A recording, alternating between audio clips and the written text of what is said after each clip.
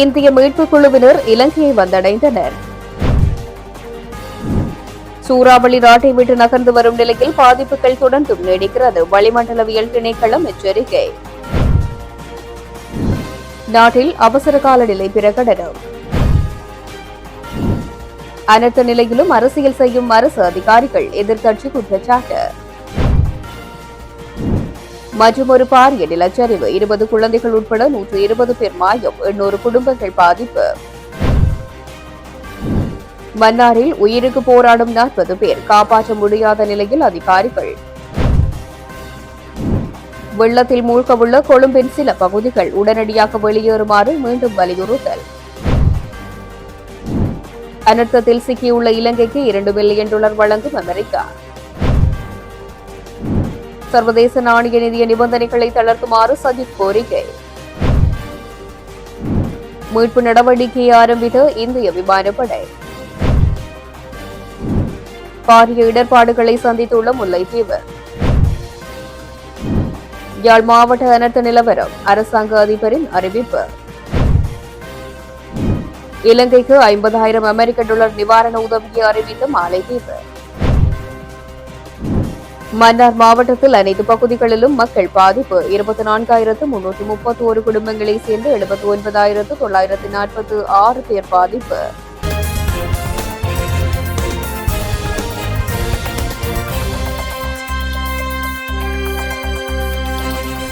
அவசர மற்றும் நிவாரண பணிகளுக்கு உதவுவதற்காக இந்திய மீட்புக் குழுவினர் இன்றைய தினம் சனிக்கிழமை காலை இலங்கைக்கு வந்தடைந்தனர். இந்திய விமானத்தில் வந்த இந்த குழுவில் 4 பெண்கள் மற்றும் 76 ஆண்கள் உட்பட 80 பணியாளர்களும் அடங்குவதுடன் 4 பயிற்சி பெற்ற மோப்படாய்களும் உள்ளன. வெள்ளம், நிலச்சரிவு மற்றும் பிற வானிலை தொடர்பான அவசர நிலைகளால் பாதிக்கப்பட்ட பகுதிகளில் அவசர தேடல் மற்றும் மீட்பு முயற்சிகளுக்கு சிறப்பு உபகரணங்களை தங்களுடன் இவர்கள் கொண்டு வந்துள்ளனர். சூறாவளி ஏற்படும் நிலைமை நாட்டை விட்டும் நகர்ந்து செல்கின்ற நிலையில் நேரடி பாதிப்பு நீங்கியுள்ள போதிலும் மறைமுகமான அனர்த்த நிலைமை தொடர்ந்தும் நீடிக்கின்றது. இதன் விளைவாக வடக்கு, வடமத்திய, வடகிழக்கு மற்றும் மத்திய மாகாணங்களில் சில இடங்களில் 100 மில்லிமீட்டருக்கும் அதிகமான மழை பொழிய வாய்ப்புள்ளது என்று வளிமண்டலவியல் திணைக்கள பணிப்பாளர் நாயகம் அதுல கருணநாயக்க தெரிவித்துள்ளார். இது தவிர மேற்கு மற்றும் சப்ரகமுவ மாகாணங்களில் 50 மில்லிமீட்டருக்கும் அதிகமான மழை பெய்யும் எனவும், ஏனைய மாகாணங்களில் மழை அல்லது இடியுடன் கூடிய மழை பெய்யும் எனவும் அவர் தெரிவித்தார். இருந்தபோதும் கடுமையான மழை வீழ்ச்சி குறைந்துள்ள போதிலும் அனர்த்த நிலைமை இன்னும் தணியவில்லை என்பதால் தமது வீடுகளுக்கு திரும்பிச் செல்வதை தவிர்க்குமாறு அனர்த்தத்துக்கு முகம் கொடுத்துள்ள மக்களிடம் வளிமண்டலவியல் திணைக்கள பணிப்பாளர் கோரினார். சூறாவளி நிலைமையின் காரணமாக அறுந்து விழுந்த மின்கம்பிகள் இன்னும் முழுமையாக சீரமைக்கப்படவில்லை என்பதோடு சம்பந்தப்பட்ட நிறுவனங்களினால் முறையான அறிவிப்பு வெளியிடப்படும் வரை தங்கள் வீடுகளுக்கு திரும்புவதை தவிர்க்குமாறும் அவர் மேலும் வலியுறுத்தியுள்ளார். அத்தோடு வெள்ளத்தால் பாதிக்கப்பட்ட பகுதிகளில் இருக்கும் கிணறுகளை சுத்திகரிக்காமல் குடிநீருக்காக அதனை பயன்படுத்துவதை தவிர்க்குமாறு இது பல சுகாதார பிரச்சினைகளுக்கு வழிவகுக்கும் என்றும் பணிப்பாளர் நாயகம் தெரிவித்தார். இருப்பினும் இதன் மறைமுகமான தாக்கங்கள் தொடர்ந்தும் நாட்டில் நீடிக்கும் என்பதோடு நாட்டிற்குள்ளேயும் சுற்றியுள்ள கடற்பிரதேசத்தின் காற்றின் வேகம் மணிக்கு 60 முதல் 70 கிலோமீட்டர் வரை அதிகரிக்க வாய்ப்புள்ளது. அதனால் மீன்பிடி மற்றும் கடற்போக்குவரத்து நடவடிக்கைகளை இன்றைய தினம் தவிர்க்குமாறும் அவர் கோரியிருக்கின்றார். இந்த மறைமுகமான தாக்கங்கள் நவம்பர் 30 போது நீங்கும் எனவும் அதன் பின்னர் சுமூகமான வானிலை நிலைமை உருவாகும் என்றும் அவர் சுட்டிக்காட்டினார். தற்போது பிறப்பிக்கப்பட்டுள்ள அவசர கால நிலை சட்டத்தின்படி அதிக அதிகாரங்கள் அரசு இயந்திரத்துக்கு வழங்கப்பட்டுள்ளதாக அறிவிக்கப்பட்டுள்ளது. மின்சாரம் வழங்கல் தொடர்பான சேவைகள், எரிபொருள் மற்றும் எரிவாயு விநியோகம் மற்றும் கொண்டு செல்லல், வைத்தியசாலைகள், வைத்திய சேவைகள் வழங்கும் அனைத்து நிறுவனங்களும் பணியில், போக்குவரத்து மற்றும் பொருட்கள் கொண்டு செல்லல், நீர்வழங்கல் மற்றும் அது தொடர்பான அனைத்து சேவைகளும், அத்தியாவசிய சேவைகள் வழங்கல் மற்றும் அது தொடர்பான அனைத்தும் நாட்டில் தற்போது நிலவும் அசாதாரண நிலைமை காரணமாக ஜனாதிபதி அனுரகுமார திசாநாயக்க அவசர கால சட்டத்தை பிறப்பித்திருக்கின்றார். டிட்வா புயலால் இலங்கையின் பல்வேறு பகுதிகளில் பாரிய சேதங்கள் ஏற்பட்டுள்ளன. கடுமையான வெள்ளம் மற்றும் மண் சரிவுகளில் 100க்கும் மேற்பட்ட மக்கள் பலியாகியுள்ளதுடன் எண்ணற்றவர்கள் காணாமல் போயுள்ளனர். இந்நிலையில் மேலும் தீவிரமடைந்து வரும் காலநிலையின் சீற்றம் காரணமாக தற்போதைய நிலைமை இன்னும் மோசமடையலாம் என்றும் கூறப்படுகின்றது. இதற்கிடையில் ஏற்படும் பாதிப்புகளையும் உயிரிழப்புகளையும் குறைக்கும் முகமாக மக்கள் பாதுகாப்பை உறுதி செய்வதற்காகவும் அனுரகுமார திசாநாயக்க அவசர கால சட்டத்தை பிறப்பித்துள்ளார். நிவாரண நடவடிக்கைகளில் ஈடுபட்டுள்ள எதிர்க்கட்சியினருடன் அரசு அதிகாரிகள் இணைந்து செயற்பட அஞ்சுவதாக சர்வஜன அதிகாரம் கட்சியின் தலைவர் திரு ஜாய்வீர தெரிவித்துள்ளார். சர்வஜன அதிகாரம் கட்சியினால் ஆரம்பிக்கப்பட்டுள்ள டிட்வா சூறாவளியினால் பாதிக்கப்பட்ட மக்களுக்கு நிவாரணம் வழங்கல் தொடர்பில் நடைபெற்ற செய்தியாளர் மாநாட்டில் கருத்து தெரிவிக்கையில் அவர் இதனை தெரிவித்தார். தொடர்ந்தும் பேசிய அவர், சில பகுதிகளில் நிவாரணம் வழங்குவதற்கு அரசு அதிகாரிகளை தொடர்பு கொண்டபோது வாட்ஸ்அப் மூலம் தொடர்பு கொள்ளுங்கள் என்றனர். அவர்களுக்கு சந்தேகமும் பயமும் இருப்பதாக தெரியவந்துள்ளது. இது தொடர்பில் நான் ஜனாதிபதியை தொடர்பு கொண்டு அறியப்படுத்தியுள்ளேன். எவ்வித கட்சி பேதங்களையும் பார்க்காது இணைந்து செயல்படுமாறு அரசு அதிகாரிகளுக்கு அறிவிக்குமாறு கேட்டுக் கொண்டேன். எங்கள் நிவாரண திட்டங்கள் எந்தவித அரசியல் லாபங்களை கொண்டும் செயல்படுத்தப்படவில்லை. அரர்த்தங்களின் போதான நிவாரணங்களை செயல்படுத்திய அனுபவம் உள்ள மக்கள் பிரதிநிதிகள் இன்று அதிகாரத்தில் இல்லை. ஆனால் அவர்களுக்கு உதவி செய்யக்கூடிய தொடர்புகள் அதிகம் உள்ளன. ஆனால் எதிரணியினரை இணைத்துக் கொண்டால் தங்களுக்கு பிரச்சினை வரும் என அதிகாரிகள் பயப்படுகின்றார்கள் என்றும் அவர் மேலும் தெரிவித்தார். நிலவும் மோசமான வானிலை காரணமாக அளவத்துக்கொட போலீஸ் பிரிவின் அங்கும்புர பகுதியில் மற்றும் ஒரு மண் சரிவு ஏற்பட்டுள்ளது. அங்கும்புர அளவத்துக்கொட வீதியில் உள்ள ரம்புக் எலப்பகுதியில் இந்த மண் சரிவு ஏற்பட்டுள்ளதாக போலீசார் தெரிவித்தனர். மண் சரிவு காரணமாக மக்கள் இடம்பெயர்வு மற்றும் உயிரிழப்பு ஏற்பட்டுள்ளது. ஆனால் இதுவரை குறிப்பிட்ட தகவல் எதுவும் கிடைக்கவில்லை என்று போலீசார் தெரிவிக்கின்றனர். கிராமத்தில் சுமார் 800 குடும்பங்கள் வசித்து வந்ததாகவும் ஏராளமானோர் காணாமல் போயுள்ளதாகவும் தெரிவிக்கப்படுகின்றது. கொலன்னாவு, கடுவல, சீதாவுக்கு மற்றும் கொழும்பு பிரதேச செயலக பிரிவுகளில் வெள்ள நிலைமை அடுத்த சில மணி நேரத்தில் அதிகரிக்கக்கூடும் என்று நீர்ப்பாசனத்துறை எச்சரித்துள்ளதாக கொழும்பு மாவட்ட செயலாளர் பிரசன்ன கிரிக்கே தெரிவித்துள்ளார். அதன்படி அந்த பகுதிகளை விட்டு வெளியேறாமல் இன்னும் தங்கள் வீடுகளில் தங்கியுள்ள மக்கள் விரைவில் தங்கள் வீடுகளை விட்டு வெளியேறி பாதுகாப்பான மையங்களுக்கு செல்லுமாறு மாவட்ட செயலாளர் கேட்டுக் கொண்டுள்ளார். மேலும் களனி நதி பள்ளத்தாக்கிலும் ஆற்றின் இருபுறமும் வசிக்கும் மக்களை உடனடியாக வெளியேறுமாறும் அவர் தெரிவிக்கின்றார். மேலும் களனி ஆற்றின் நீர்மட்டம் தொடர்ந்து உயர்ந்து வருவதனால் 57 வெள்ள கட்டுப்பாட்டை தடுநிரப்பி வழியும் அபாயம் இருப்பதாக பேரிடர் மேலாண்மை மையம் எச்சரித்துள்ளது. அனர்த்த முகாமைத்துவ நிலையத்தின் கூற்றுப்படி கரையோரம், மலாவே, கடுவல பிரதான வீதி மற்றும் அதை சுற்றியுள்ள தாழ்வான பகுதிகளில் வசிக்கும் மக்கள் உடனடியாக பாதுகாப்பான இடங்களுக்கு வெளியேறுமாறு வலியுறுத்தப்பட்டுள்ளனர். களனி ஆற்றின் நீர்மட்டம் தொடர்ந்து உயர்வதனால் நிலைமை விரைவாக மோசமடையக்கூடும் என்றும் இதனால் கடுமையான வெள்ளப்பெருக்கு ஏற்படும் அபாயம் அதிகரிக்கும் என்றும் அதிகாரிகள் தெரிவிக்கின்றனர். இலங்கைக்கு உடனடி நிவாரணமாக $2 பில்லியன் ஒதுக்குவதாக அமெரிக்கா அறிவித்துள்ளது. டிட்வா சூறாவளியின் கடுமையான பாதிப்புகளில் இருந்து நாடு தொடர்ந்து மீண்டு வருவதனால் இலங்கையின் அவசர நிவாரண முயற்சிகளை ஆதரிக்கவே இந்த உதவி வழங்கப்பட்டுள்ளதாக இலங்கைக்கான அமெரிக்க தூதுவர் யோலி சங் தெரிவித்துள்ளார். தீவு முழுவதும் உள்ள சமூகங்கள் கனமழை மற்றும் பரவலான வெள்ளத்தால் கடினமான நாட்களை எதிர்கொள்கின்றார்கள். இந்த நெருக்கடியின் போது இலங்கையுடன் ஒன்றிணைந்து அமெரிக்கா நிற்கின்றது. பாதிக்கப்பட்ட குடும்பங்களுக்கு உதவுவதற்கான உறுதிப்பாட்டை வாஷிங்டன் உறுதிப்படுத்தியுள்ளதாக தூதுவர் குறிப்பிட்டுள்ளார். இந்த நிதி அவசர நிவாரண நடவடிக்கைகளுக்கும் இலங்கையை மீள கட்டியெழுப்புவதில் இரு நாடுகளுக்கும் இடையிலான நீண்டகால கூட்டாண்மையை பிரதிபலிக்கின்றது என்றார்.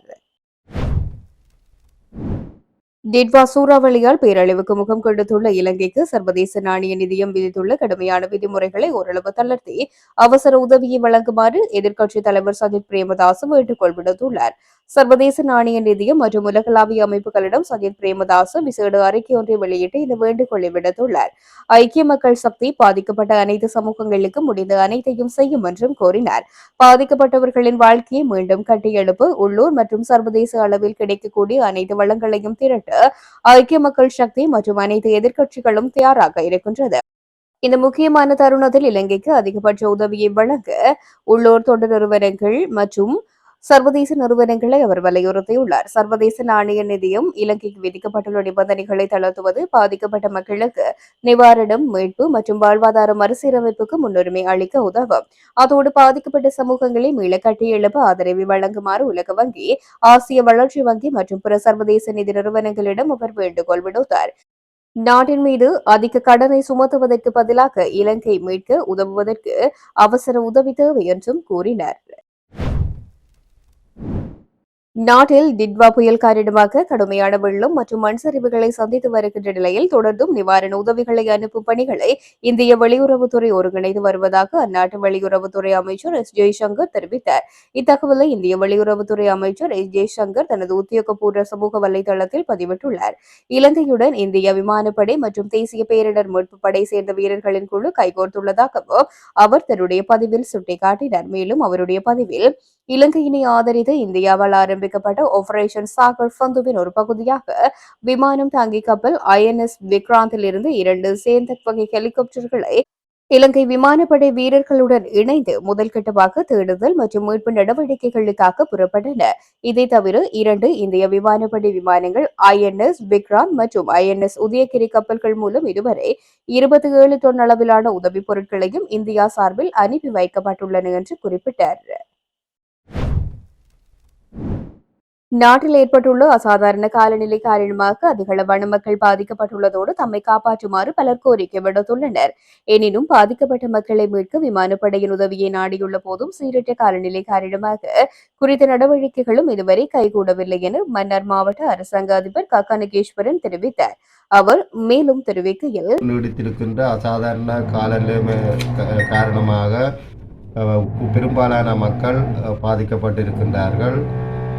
மன்னார் மாவட்டத்துக்கான 2 முக்கிய பாதைகளான மன்னார் வவுனியா பாதை மற்றும் மன்னார் யாழ்ப்பாணம் பாதை முற்றாக நீர் போக்குவரத்தினால் துண்டிக்கப்பட்டிருக்கின்றது. இதன் காரணமாக மன்னார் மாவட்டம் ஏனைய மாவட்டங்களிலிருந்து தொடர்புகள் துண்டிக்கப்பட்ட நிலையில் மேலதிக சிகிச்சைக்காக எதிர்நோக்குகின்ற மக்களினை கூட நாங்கள் வெளியேற்ற முடியாத ஒரு நிலைமை காணப்படுகிறது.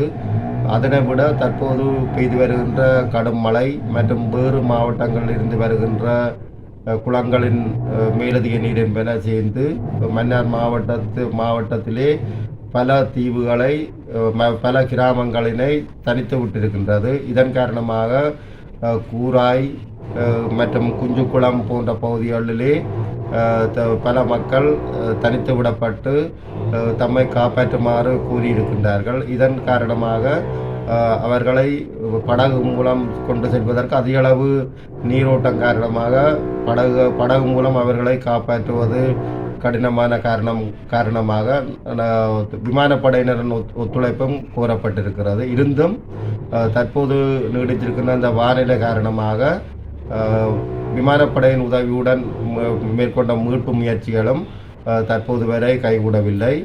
2 தடவைகள் முயற்சி செய்தும் தற்பொழுது வவுனியாவிலே ஹெலிகாப்டர் தரித்திருக்கின்றது. இவ்வாறாக பாதிக்கப்பட்ட மக்களை மீட்பதிலே முப்படையினர் மற்றும் போலீசாருடன் இணைந்து பிரதேச செயலக உத்தியோகத்தர்கள் கடும் பிரயத்தனம் செய்து வருகிறார்கள்.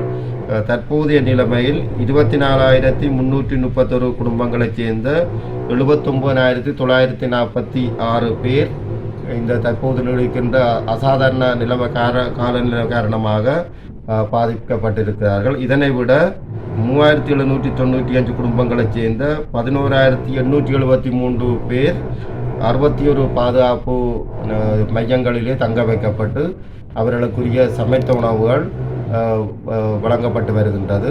எனவே மக்கள் தங்களுடைய உயிர் பாதுகாப்பினை கருத்தில் கொண்டு பிரதேச செயலாளர்களால் மற்றும் கிராம அலுவலர்களால் வழங்கப்படுகின்ற அறிவுறுத்தல்களை பின்பற்றி ஒழுகுமாறு நான் இந்த சந்தர்ப்பத்திலே கேட்டுக்கொள்கின்றேன். பிரதேச செயலாளர்களாலும் கிராம அலுவலர்களாலும் தற்பொழுது ஏற்பட்ட பாதிப்புகள் தொடர்பான கணிப்பீடுகளை மேற்கொள்வதற்குரிய பணிகள் மேற்கொள்ளப்பட்டு வருகின்றது. அதனை விட நன்கொடையாளர்கள் மற்றும் அரசு சார்பற்ற நிறுவனங்கள் ஒத்துழைப்புடன் உலருணவை வழங்குவதற்குரிய ஏற்பாடுகளும் செய்யப்பட்டு வருகின்றது. எனவே அரசு சார்பற்ற நிறுவனங்களினையும் கொடையாளர்களையும் மன்னார் மாவட்டத்தில் ஏற்பட்ட பாதிப்புகளுக்கான இழப்பினை ஈடு செய்ய தங்களால் இயன்ற உலருணவுகள் மற்றும் தேவையான பொருட்களை வழங்கி உதவுமாறு அன்பாக கேட்டுக்கொள்கின்றேன். மாவட்டத்திலே முக்கியமாக பாதிப்புகளை உண்டு பண்ணுகிற ஒரு ஆறாக மல்வத்து ஓயா, அருவியாறு என அழைக்கப்படும் மல்வத்து ஓயா காணப்படுகிறது. அதன் பாதுகாப்பு அபாய மட்டத்துக்குரிய உச்ச நீர் எல்லை 13 அடியாக இருக்கும் பொழுது தற்பொழுது 19 அடிக்கு உயரத்துக்கு மேலாக நீர் பாய்ந்த வண்ணம் காணப்படுகிறது. இதன் காரணமாக அதன் ஆற்றங்கரையோரமாக உள்ள அனைத்து கிராமங்களும் தற்பொழுது வெள்ளத்திலே மூழ்கி இருக்கின்றது. அதனை விட பாலியாறு, பரங்கியாறு போன்றனவும் தற்பொழுது அதிகளவு நீரை கொண்டு பாய்வதன் காரணமாக மன்னார் யாழ்ப்பாணம் வீதியுடனான போக்குவரத்தும் துண்டிக்கப்பட்டிருக்கிறது. அதனை விட மன்னார் மாவட்டத்தில் உள்ள 400க்கும் மேற்பட்ட குளங்கள் அனைத்தும் நிரம்பி நீர்வாய்ந்த வண்ணம் இருக்கின்றது. அதனை விட முக்கியமாக மாகாண திணைக்களத்துக்கு சொந்தமான சன்னார் குளம் உடைப்படுத்துவதன் காரணமாக பெருமளவான விவசாயிகள் பெருமளவான பாதிப்பினை ஏற்படுத்தி இருக்கின்ற நிலைமையும் காணப்படுகிறது. முல்லைத்தீவு பரந்தன் பிரதான வீதியில் கண்டாவளை தொடக்கம் புளியம்பொக்கனை சந்தை வரையான பகுதி நீரில் மூழ்கியிருக்கின்றது. இதனால் மறு அறிவித்தல் வரை போக்குவரத்துக்கு தடை விதிக்கப்பட்டிருக்கின்றது. மேலும் வற்றாப்பளை சந்தை வரை வீதிகள் சாதாரணமாக உள்ள நிலையில் அங்கிருந்து முல்லைத்தீவு நகர் வரை நீரால் சூழப்பட்டுள்ளதோடு புளியம்பொக்கனை பாலம் சேதமடைந்தது. இந்த நிலையில் மின்சாரம் தொலைத்தொடர்பு இல்லாமல் பெரும் நெருக்கடியை தருவதாகவும் போதிய தகவல்கள் திரட்டுவதில் தாமதம் மற்றும் கடினமாக இருப்பதாகவும் தெரிவிக்கப்படுகின்றது. இதன்படி 14 இடைத்தங்கல் முகாம்களில் 2600 பேர் வரை தங்க வைக்கப்பட்டுள்ளார்கள். யாழ்ப்பாணம் மாவட்டத்தினுடைய அனர்த்த நிலவரம் தொடர்பாக யாழ்ப்பாணம் மாவட்ட அரசாங்க அதிபர் மருதலிங்கம் பிரதீபன் அறிக்கை ஒன்று வெளியிட்டுள்ளார். இதன்படி யாழ்ப்பாணம் மாவட்டத்தில் 2397 குடும்பங்களைச் சேர்ந்த 7513 அங்கத்தவர்கள் வெள்ள அனர்த்தத்தினால் பாதிக்கப்பட்டுள்ளனர். இதேவேளை தென்மராட்சி, நெடுந்தீவு, வேலணை, சண்டிலிப்பாய், சங்கானை, யாழ்ப்பாணம் பிரதேச செயலக பிரிவுகளில் 130 குடும்பங்களைச் சேர்ந்த 390 அங்கத்தவர்கள் 12 பாதுகாப்பு நிலையங்களில் தங்க வைக்கப்பட்டு அவர்களுக்கான சமைத்த உணவு பிரதேச செயலர்களினால் வழங்கப்பட்டு வருகின்றது. 1580 குடும்பங்களைச் சேர்ந்த 4993 அங்கத்தவர்கள் நண்பர்கள் மற்றும் உறவினர் வீடுகளில் தங்க வைக்கப்பட்டுள்ளனர். இதேவேளை ஒரு வீடு முழுமையாக சேதமடைந்ததுடன் 108 வீடுகள் பகுதியளவில் சேதமடைந்துள்ளன. மேலும் வேலணை பிரதேச செயலாளர் பிரிவில் புங்குடுதீவில் இருந்து குறிக்கட்டுவான் வரையான தரை போக்குவரத்து தடைப்பட்டுள்ளதுடன் குறிக்கட்டுவானில் இருந்து சகல படகு சேவைகளும் இடைநிறுத்தப்பட்டுள்ளன. அத்துடன் நெடுந்தீவு, நைனாதீவு, எழுவைதீவு, அனலைதீவிற்கான படகு சேவையும் இடைநிறுத்தப்பட்டுள்ளது. வெள்ளத்தினால் பாதிக்கப்பட்டு தங்களது வீடுகளில் இருந்து வெளியேறும் மக்கள் தங்குவதற்கான பாதுகாப்பு நிலையங்கள் பிரதேச செயலாளர் பிரிவு ரீதியாக அமைக்கப்பட்டுள்ளன. இது தொடர்பில் பாதிக்கப்பட்ட பொதுமக்கள் கிராம சேவையாளரின் பிரதேச செயலாளரின் உதவியினை பெற்றுக் கொள்ளுமாறு கேட்டுக் கொள்ளப்படுகின்றார்கள் என்று குறிப்பிடப்பட்டுள்ளது.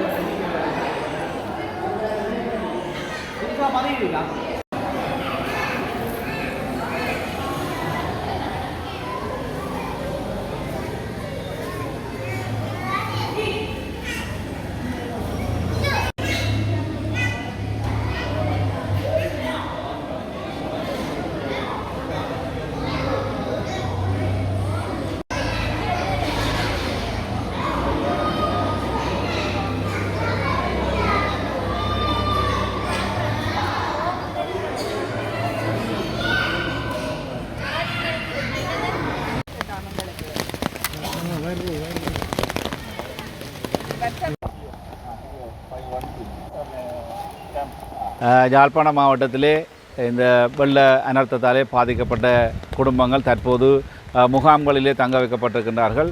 இதுவரையிலே யாழ்ப்பாணம் மாவட்டத்திலே 12 இடைத்தங்கல் முகாம்களிலே மக்கள் தங்க வைக்கப்பட்டிருக்கிறார்கள் பாதுகாப்பு நிலையங்களிலே. அதே வேளையிலே இந்த பாதுகாப்பு நிலையங்களிலே தங்க வைக்கப்பட்டிருக்கின்ற மக்களுக்கு பிரதேச செயலாளர்களில் சமைத்த உணவு வழங்குவதற்குரிய நடவடிக்கைகள் முன்னெடுக்கப்பட்டு அதற்குரிய அறிவுறுத்தல்களும் பிரதேச செயலாளருக்கு வழங்கப்பட்டிருக்கின்றது.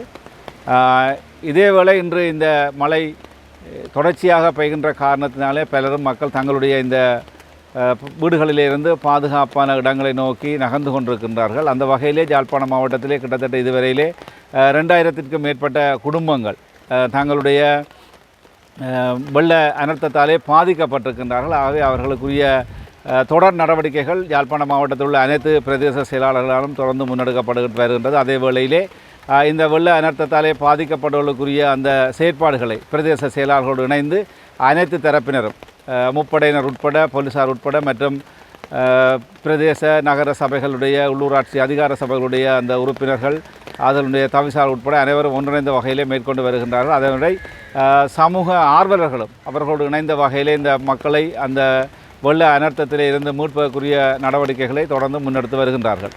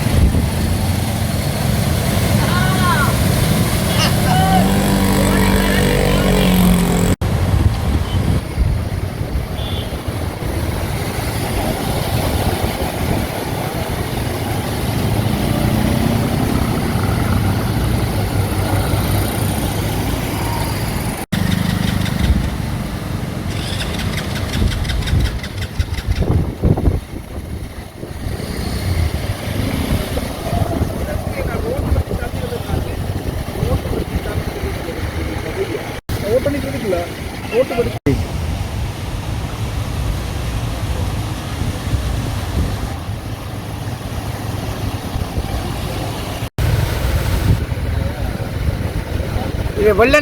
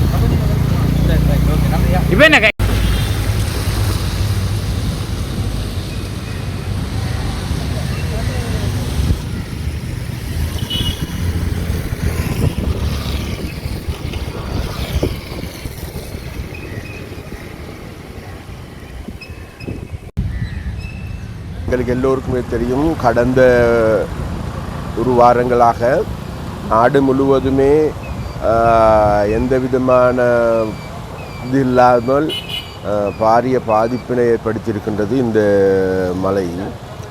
அப்போ அதன் காரணமாக முழு நாட்டில் வாழ்கின்ற மக்களும் முழு நாடுமே இன்றைக்கு வெள்ளக்காடாக மாறி இருக்கின்ற மழையில் பாதிக்கப்பட்டு நான் நினைக்கின்றேன் என்று வரைக்கும் தேடி பார்க்கின்ற பொழுது 100க்கு அதிகமான உயிர்களும் கூட பலியாகி இருக்கின்றது. அந்த நிலைமையில் விசேடமாக இன்றோடு ஓரளவு எங்களுக்கு இந்த புயல் வீசுகின்ற நிலைமை இன்றோடு தனியும் என்கின்ற ஒரு எதிர்வு கூறப்பட்டிருக்கின்றது. இன்றைக்கு நாங்கள் விசேடமாக யாழ்ப்பாணத்தை எடுத்து பார்க்கின்ற பொழுது யாழ்ப்பாணத்தில் கடுமையாக பாதிக்கப்பட்டிருக்கின்ற பிரதேசங்களும் இருக்கின்றது. அதே நேரத்தில் இன்றைக்கு பகல் அல்லது நாளை வருகின்ற பொழுது மேலும் பாதிப்பு ஏற்படுமா என்கின்ற சந்தேகமும் எழுகின்றது. எது எவ்வாறான போதிலும் கூட மக்களுக்கு நாங்கள் சொல்லுகின்றோம், மக்கள் பாதுகாப்பான இடங்களில் இருக்கும்படி மக்களிடம் நாங்கள் கேட்டுக்கொள்கின்றோம். அது மாத்திரமல்ல, விசேடமாக நாங்கள் தொடர்ச்சியாக எங்களுடைய உறுப்பினர்கள் அனைவருமே அந்தந்த பிரதேச சபைகளில் அந்தந்த பிரதேச சபை உறுப்பினர்கள் அனைவருமே களத்தில் இறங்கி மக்களுக்கான சேவைகள் செய்து வருகின்றார்கள்.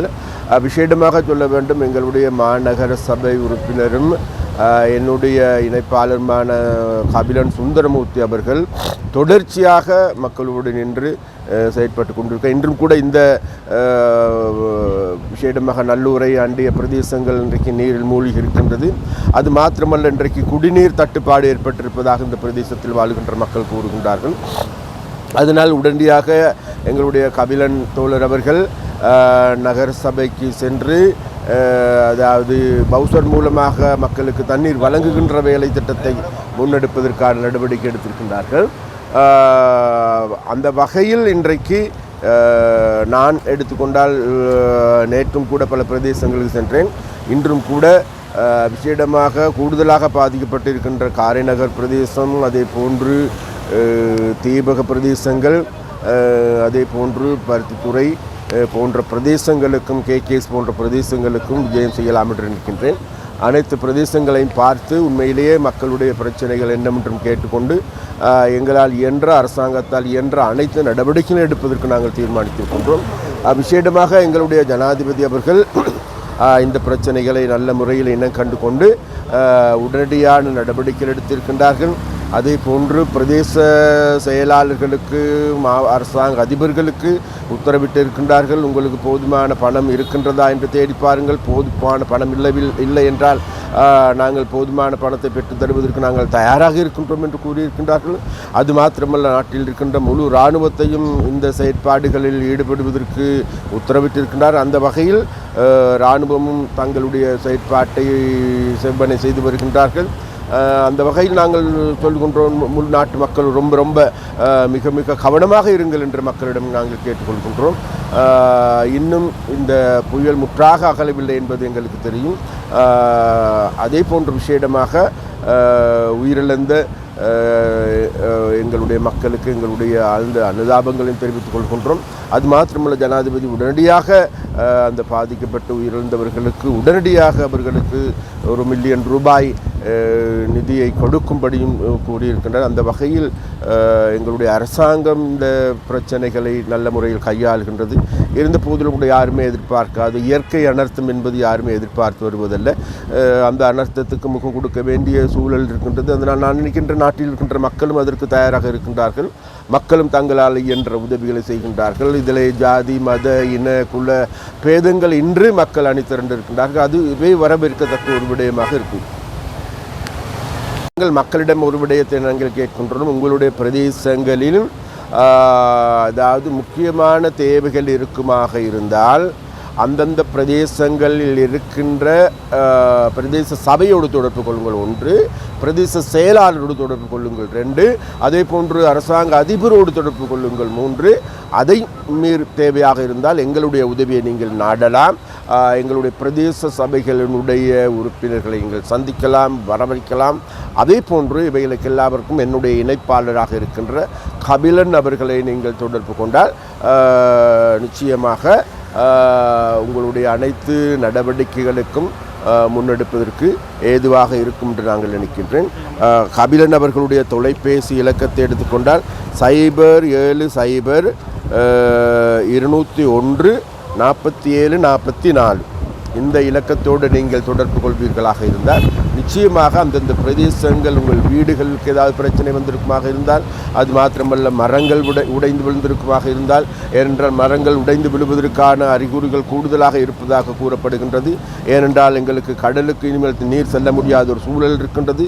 அதனால் எங்களுடைய நீர் எங்களுடைய நிலத்திலேயே இன்றைக்கு பதிந்திருக்கின்றது, நீர் ஊறி இருக்கின்றது. அதன் காரணமாக ஒரு சிறிய காற்றடித்தாலும் கூட பல இடங்களில் மரங்கள் உடைந்து விழலாம் என்று எதிர்வு கூறப்படுகின்றது. அதனால் மிகவும் கவனமாக இருங்கள். இருங்கள். உங்களுடைய வீட்டில் அக்கம் பக்கத்தில் மரங்கள் இருக்குமாக இருந்தால் ரொம்ப ரொம்ப அவதானமாக இருங்கள். உங்களுடைய பிள்ளைகளை கவனமாக பாதுகாத்துக் கொள்ளுங்கள் என்று நாங்கள் மக்களிடம் நாங்கள் கேட்போம். இயற்கை அனர்த்தத்தினால் பாதிக்கப்பட்டுள்ள இலங்கைக்கு மாலைத்தீவு நிவாரணங்களை அறிவித்துள்ளது. இதன்படி $50,000 நிதியுதவி மற்றும் 25,000 டுனா மீன்டின்கள் நன்கொடை மூலம் நிவாரண உதவி வழங்க மாலைத்தீவு அரசாங்கம் முன்வந்துள்ளது. டிட்வா சூறாவளியால் இலங்கை பேரிடர்களை எதிர்கொண்டுள்ள நிலையில் மாலைத்தீவு மக்களின் சார்பாக மனிதாபிமான மற்றும் நிவாரண உதவிகளை இலங்கை மக்களுக்கு வழங்க மாலைத்தீவு அரசாங்கம் இந்த முடிவை எடுத்திருக்கின்றது. இந்த நடவடிக்கை நெருங்கிய அண்டை நாடு மற்றும் நட்பு இலங்கை மக்களுடனான ஒற்றுமையின் நிரூபணம் என மாலைத்தீவு வெளியுறவு அமைச்சகம் குறிப்பிட்டுள்ள அறிக்கையில் தெரிவிக்கப்பட்டிருக்கின்றது. இந்த நன்கொடை பாதிக்கப்பட்டவர்களுக்கு உதவ இலங்கை அரசாங்கத்தின் முயற்சிகளுக்கு பங்களிக்கும் என மாலைத்தீவு நம்புகின்றது என்றும் தெரிவிக்கப்பட்டிருக்கின்றது. இது இரு நாடுகளுக்கும் அவர்களின் மக்களுக்கும் இடையே பகிர்ந்து கொள்ளப்படும் நெருங்கிய பிணைப்புகளுக்குமான ஆழமான அர்ப்பணிப்பை இந்த நிவாரண உதவி பிரதிபலிப்பதாக அந்த அறிக்கையில் மேலும் குறிப்பிடப்பட்டிருக்கின்றது.